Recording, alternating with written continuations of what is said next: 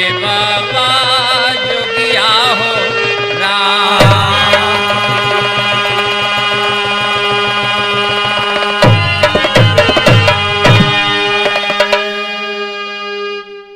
जब जब शमरी का मचाहे कोलाहल, तब तब संस्कृतियां मिटाई गई हैं।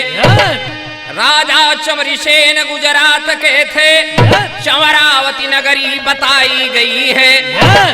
भारत के पश्चिम भूभाग पर इसी छत्र कुल का था चमका सितारा।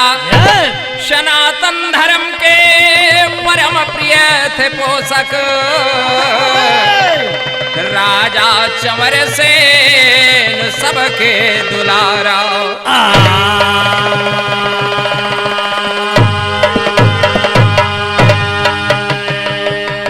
भैया हो, आवे आज से सैकड़ों वर्ष पहले इतिहास के उस काल में चलते हैं जब गुजरात में एक पावनपुरी चमरावती बसी हुई थी, जहां के राजा चमरसेन राज किया करते थे। कवि जी कवाली के लाइन दिले हुए।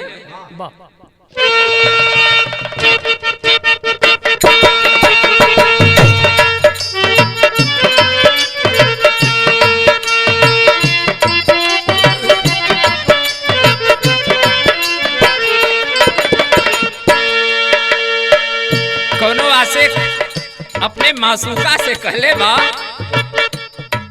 इश्क है पाक ऐसा, इश्क है पाक ऐसा हमारा सनम। इश्क है पाक ऐसा हमारा सनम, इश्क है पाक ऐसा हमारा सनम, इश्क है पाक ऐसा। इश्क है पाक ऐसा हमारा सनम, हम मिलेंगे दोबारा, हम मिलेंगे दोबारा से लेके जन्म। इश्क है पाक ऐसा हमारा सनम, इश्क है पाक ऐसा हमारा सनम, इश्क है पाक ऐसा। यही अंदाज में कथा लिखल बा भैया। बज रही सुख की सहनाइयां हर घड़ी, बज रहे सुख की सहनाइयां हर घड़ी, बज रहे सुख की सहनाइयां हर घड़ी, बज रहे सुख की सहनाइयां, बज रही सुख की सहनाइयां हर घड़ी। बाबा था सनातन का गौरव, था सनातन का गौरव चंवर की गढ़े। बज रहे सुख की सहनाइयां हर घड़ी, बज रहे सुख की सहनाइयां हर घड़ी, बज रहे सुख की सहनाइयां। नज्म के लाइन दिलो में भैया।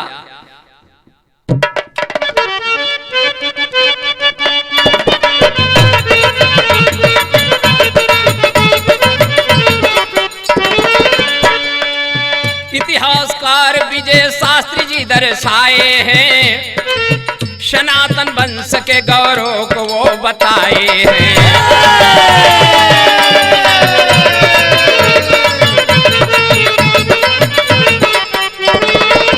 इतिहासकार कर्नल टाड जी दर्शाते हैं, द हिस्ट्री ऑफ राजस्थान में बताते हैं।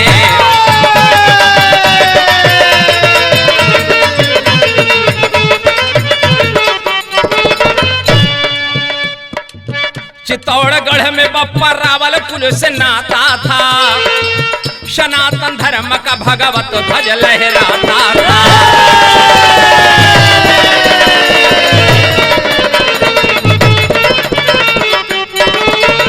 दुष्ट सिकंदर खान का नयन लाल हुआ, सनातन धर्म चंवर वंश में भूचाल हुआ।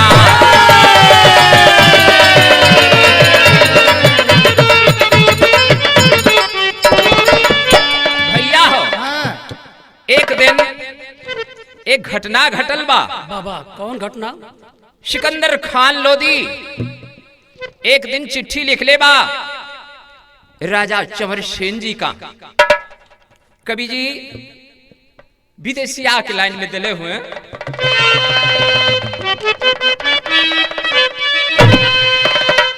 ए पतिया लिखेला नीचा लोदी बेईमाना हो, हतिया के लेके आवो हमारी सरने।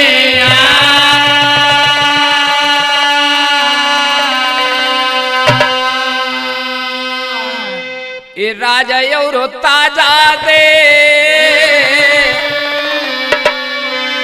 ये सलाम के कबूल करा, नहीं तो समरिया में काटा बगारा दानिया।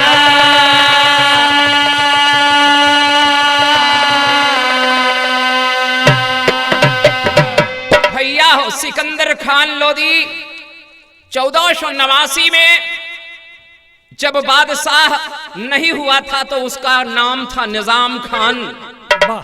धन्य है भारत के इतिहासकार जो वर्तमान में सिकंदर लोदी हमको पढ़ा दिया जाता है।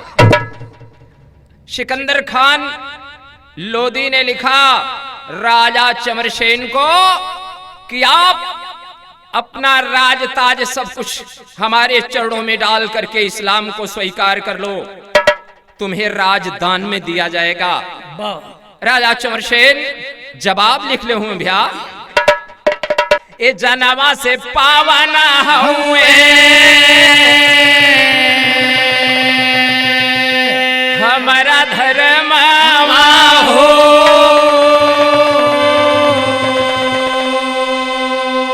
धर्म से पावना वानी हमारी मात्रा भूमिया।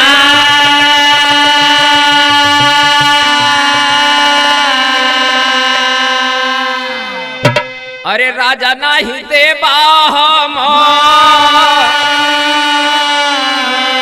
धरती धर्मा हो,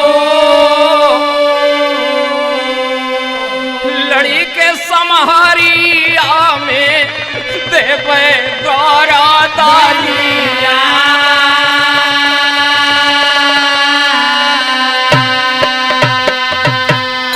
राजा चमरसेन ने कहा कि ये बादशाह तुम्हारी शक्ति के सामने मैं थोड़ा कम हूं, लेकिन एक चीज याद रखना, मैं आत्मसमर्पण नहीं करूंगा।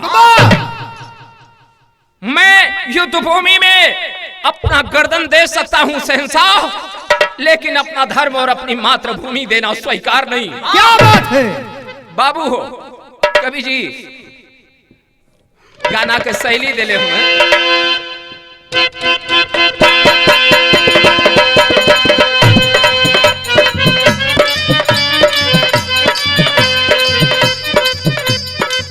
वही लाइन लगल बा भैया, हम गवनवा नहीं जा पाछे पोरल यही रबे मनवा, हम गवनवा नहीं जा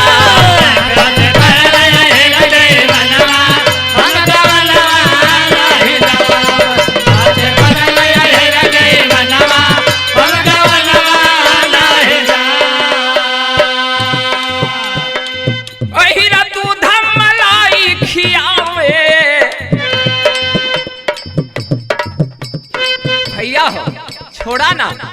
अब कथा के देखल जाए। बाबा राजा चमरसेन लिखले हुए, हम धर्मवा नहीं दे, हम धर्मवा नहीं दे, लड़ब समर बीच माया दानवा, हम धर्मवा नहीं दे।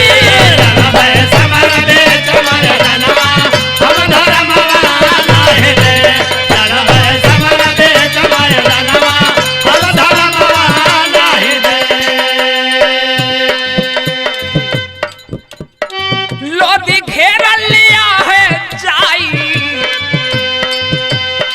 जंगी बादल बजनवाना, जंगी बादल बजनवाना,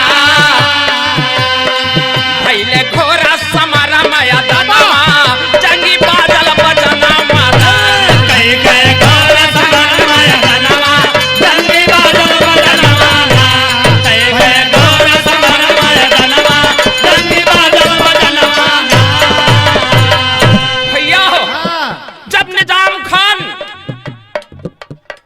के सामने, जिसका इतिहासकारों ने सिकंदर लोदी लिखा, बाबा राजा चवर शेह ने इनकार कर दिया और तलवार लेकर चवर वंश के वीर गुजरात की धरती से बच्चा बच्चा निकल पड़ा रणभूमि में। क्या बात है? भयानक युद्ध छिड़ गया।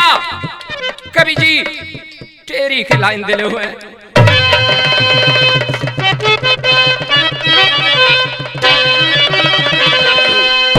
आए तरुणाई जौहर बेदी पर अरे मानवता कांपा उठा जब जंगी बिगुल बजाई, अरे बजाई, अरे बजाई।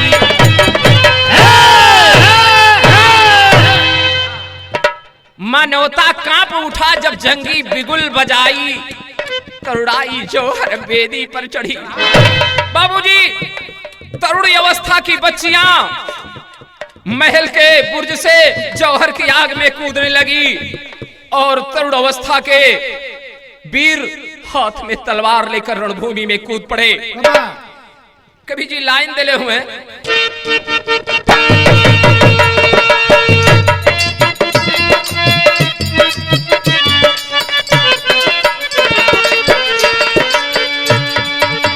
वह लाइन लगल बा, हाथ में मेहदी मांग सिंदूर बर्बाद कजरावा, हो गई हो बर्बाद कजरावा, हो गई हो बर्बाद कजरावा, हो गई हाथ में मेहंदी मांगे सिंदूर, हाथ में मेहंदी मांगे सिंदूर बर्बाद कजरावा, हो गई हो बर्बाद कजरावा, हो गई।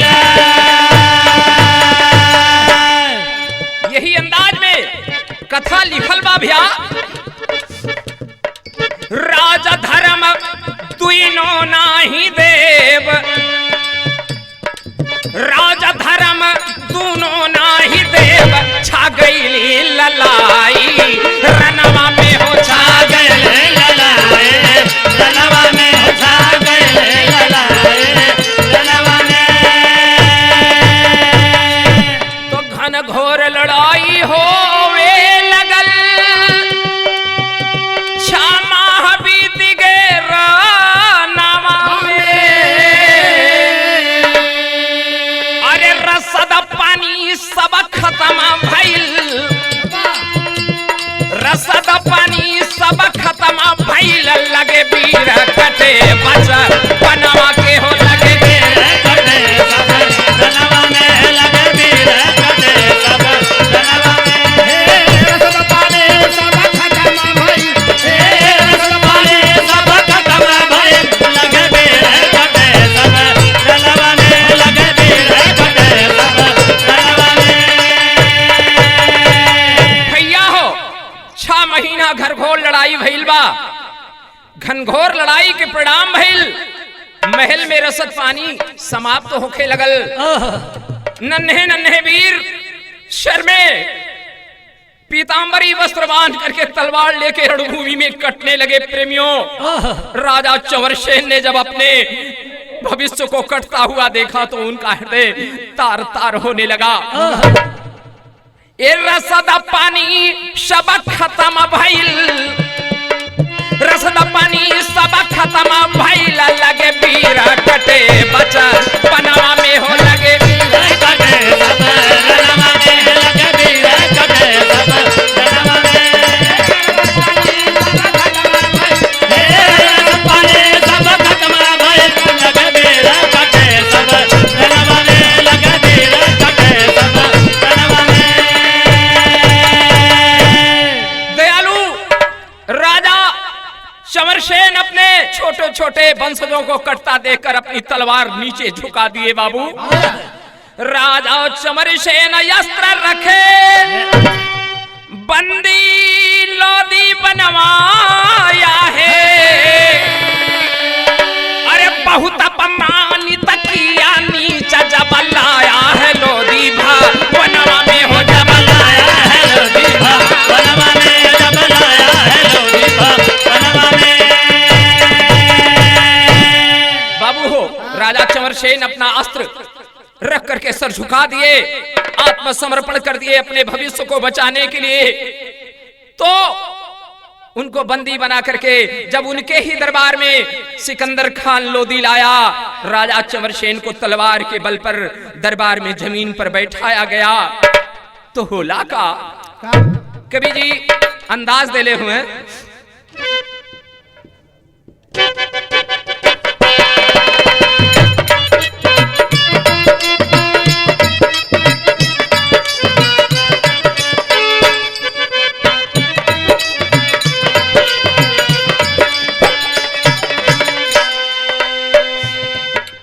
राउर पीछवा रामा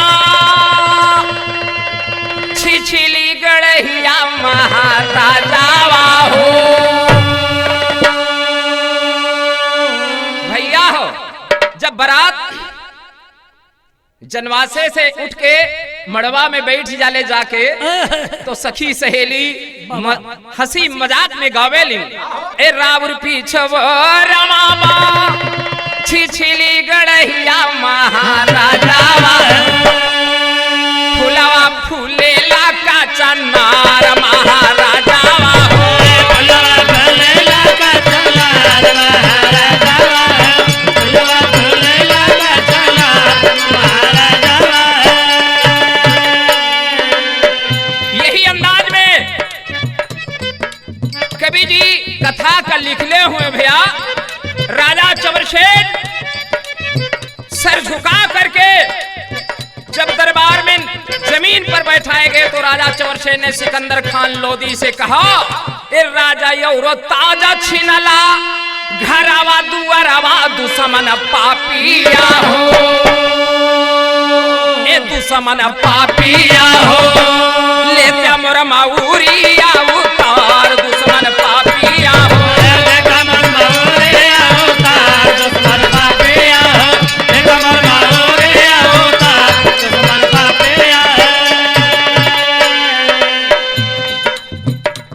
राजा चमरसेन ने कहा कि सिकंदर खान और अपमानित मत कर, मेरा गर्दन तू काट ले। बोला का भैया राजा यौरो ताजा छिनला छिनला घर दुआरवा दुश्मन पापिया हो। ए दुश्मन पापिया हो ले मोर माउरिया उतार दुश्मन पापिया ले मोर माउरिया उतार दुश्मन पापिया हो ले मोर माउरिया उतार दुश्मन पापिया। बंदी बना के लोदी लाया दरबार हो, बंदी बना के लोदी लाया दरबार हो, बंदी बना के लोदी लाया दरबार हो। पहली बार नाम धरा चंवर से चमार हो। पहली बार सिकंदर खान लोदी ने राजा चमरसेन के वंशजों को चमार शब्द से संबोधित किया। होता है का भैया सिकंदर खान ने ऐलान कर दिया कि ये करे कुलवा के कहल जाई अब चमार दुश्मन पापिया हो। दिहलैया डरिया बारी यार दुश्मन पापिया हो। दिहलैया डरिया बारी यार दुश्मन पापिया हो। दिहलैया डरिया बारी यार दुश्मन पापिया। बाबू हो शाही आदेश लग गई बा। कवि जी 4 पंक्ति में राजा चमरसेन का वृतांत लिखते हैं कि कैद करने के बाद नीच ने क्या किया। कैसे भैया? बंदी बना के चमरसेन को लोदी हत्या करवाई है। साथ छोड़कर भगे वंश दर दर की ठोकर खाई है। अपमान का बदला लेने है तू खुद को चमार कहलाई है। रक्षा का अस्त्र बना करके सुअर की बाड़ लगाई है। चंवर वंश के वीरों ने उसी दिन अपने सर पे लाल गमछा बांध कर वचन लिया था कि जब मेरे राजा को चमार कहा गया तो मैं आज से चंवर नहीं चमार कहलाऊंगा। तब तक जब तक मैं सिकंदर ऐसे आक्रांता से अपने राष्ट्र का बदला नहीं ले लेता। होता है का भैया, कवि जी गाना का शैली दिले हुए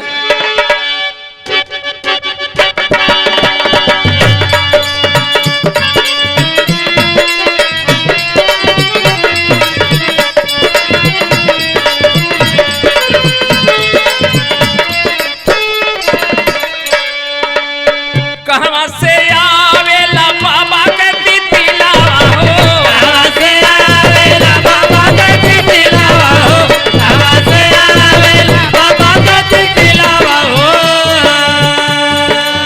कहां से आवेला लमेना हाय रे सावरिया, कहां से आवेला लमेना हाय रे सावरिया, कहां से आवेला लमेना हाय रे सावरिया। यही अंदाज में कभी ये कथा लिख ले हुए भागे दूर देसावा में डारे अपन डेरावा हो, भागे दूर देसावा में डारे अपन डेरावा हो, भागे दूर देसावा में डारे अपन डेरावा हो, छाइली गरीबी के कुहसावा असावा न रोटी के रहल, छाइली गरीबी के कुहसावा असावा न रोटी के रहल, छाइली गरीबी के कुहसावा असावा न रोटी के रहल। आक्रांता का दुख साहे छाइली गरीबिया हो, आक्रांता के दुख सहे छाइली गरीबिया हो, आक्रांता के दुख सहे छाइली गरीबिया हो, दर दर ठोकर खाए फूटली नसीबिया हो, दरदारा ठोकर खाए फूटाले नसीबिया हो, दरदारा ठोकर खाए फूटाले नसीबिया हो, लेकिन तब ना त्यागल धर्मवा असवा न रोटी के रहल। भैया हो आक्रांता का जुल्म सहे राजा चंवरसेन के वंशज दर दर का ठोकर खाए, लेकिन फिर भी उन्होंने धर्म का त्याग नहीं किया। होता है क्या, रोटियां न पाए खाए मुअल पशु जातिया हो, रोटिया ना पाए पाए मुगल पशु जतिया हो, रोटिया ना पाए पाए मुगल पशु जतिया हो, क्षत्रिय कुलावा का यतनी भैनी दूर गातिया हो, छत्री कुलावा के तने भैली दूरा गतिया हो, छत्री कुलावा के तने भैली दूरा गतिया हो, लेकिन त्यागल ना धर्म वाली थतिया असवा न रोटी के। हाँ रोटियां नहीं अटती थी, गरीबी का दौर था, मरे हुए पशुओं तक को खा लिए, लेकिन सारी यातना सहने के बाद धन्य है ये सनातन वंश के गौरव चंवर वंश के वीर जिन्होंने सारा पीड़ा सहने के बाद भी अपने धर्म का त्याग नहीं किया। भैया हो कवि जी पहपट के लाइन दिले हुए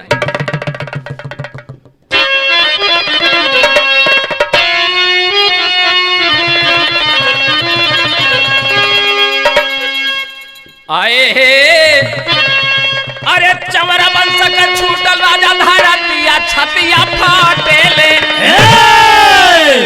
अरे चंवर वंश का छूटल राजा धारा दिया छतिया फाटेले, कहर गरीबी भय भारी ससतिया छतिया फाटेले।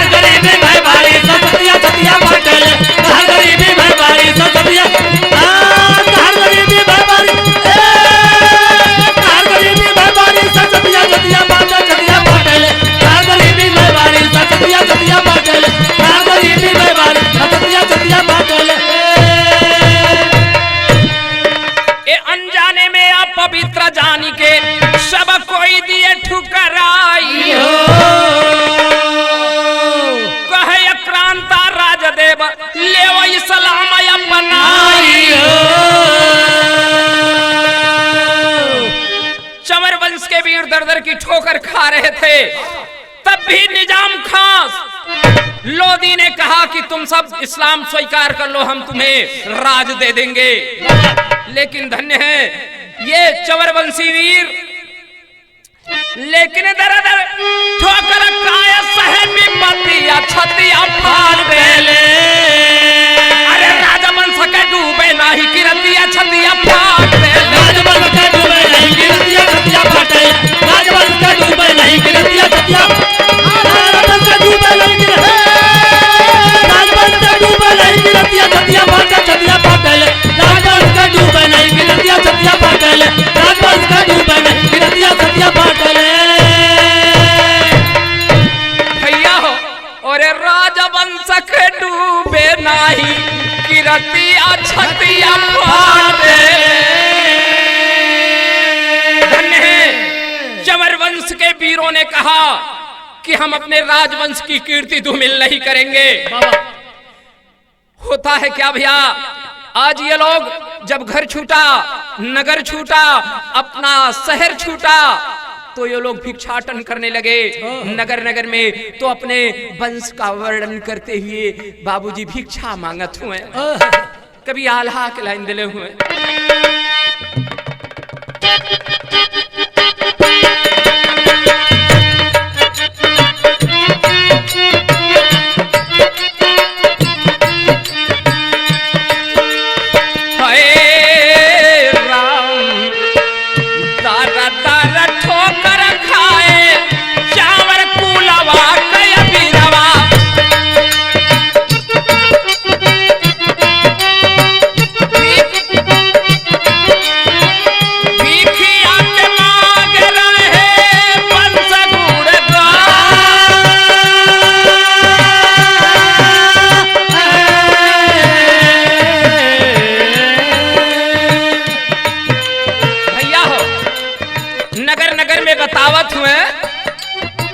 चंवर से न राजा रहल गुजराता नगरिया ये भैया।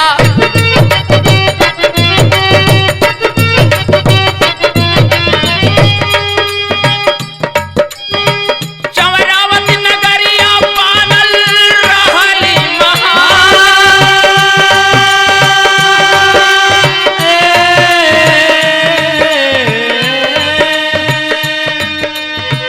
एक दिन घेरा लैनी जामते मनवय भैया।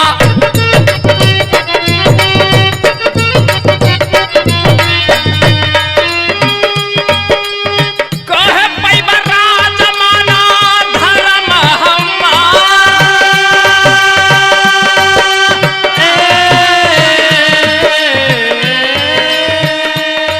ए भैया, सिकंदर खान ने कहा था कि राज पाओगे, मेरे धर्म को स्वीकार कर लो। कि ये नगार लुटली हमारी नगरिया ये भैया।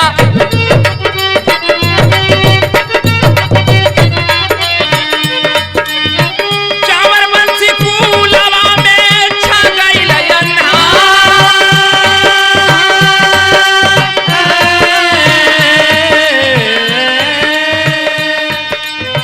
तब से भिखिया मांगत बानी पेट के करनवा ये भैया।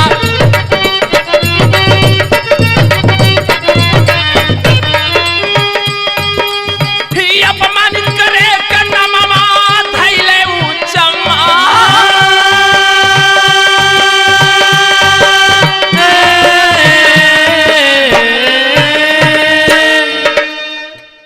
भैया नगर नगर में बतावत हुए कि हमारे एक नगर रहल चौरावती, गुजरात सौराष्ट्र में हमारे राजा चंवरसेन थे। सिकंदर खान हमारी नगरी को लूट लिया, तब से हम भिक्षा मांग रहे हैं। होता है क्या भैया, कभी खड़ी के लाइन अंतिम अंदाज दिले हुए।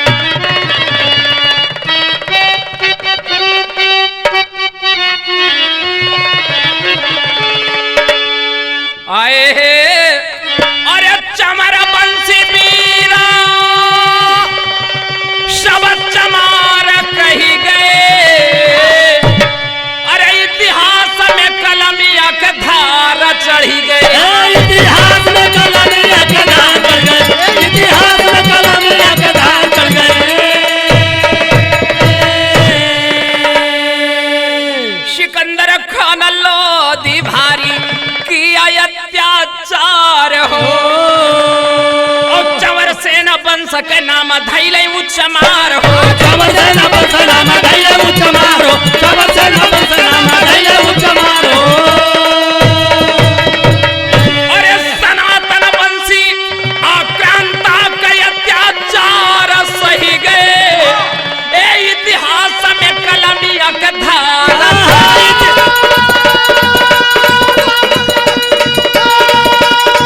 चढ़ गए, दार चढ़ गए। इतिहास में कलमिया के धार चढ़ गए, इतिहास में कलमिया के धार चढ़ गए।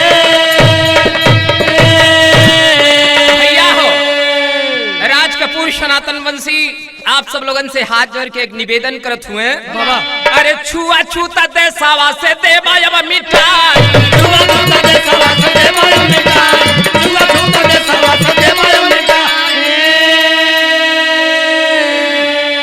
अरे कहेला या छूत जे है वो है मिछड़ल भाई। कहेला या छूत जे है वो है मिछड़ल भाई, कहेला या छूत जे है वो है मिछड़ल भाई। अरे अनजाने में अपमानित बहुत करी गए। ए इतिहास में कलमिया के धार चढ़ी गई। दार चढ़ गए, राम दार चढ़ गए। इतिहास में कलमिया के धार चढ़ गए, इतिहास में कलमिया के धार चढ़ गए।